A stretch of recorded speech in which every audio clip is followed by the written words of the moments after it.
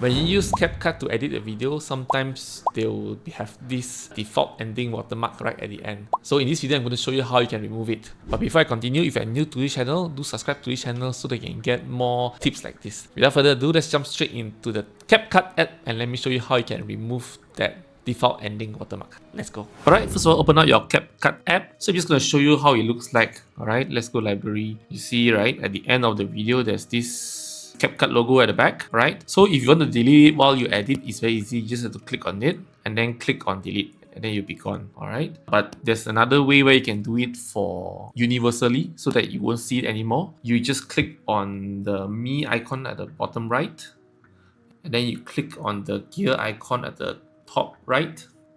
And you can see here, add default ending. Just turn it off. Discard.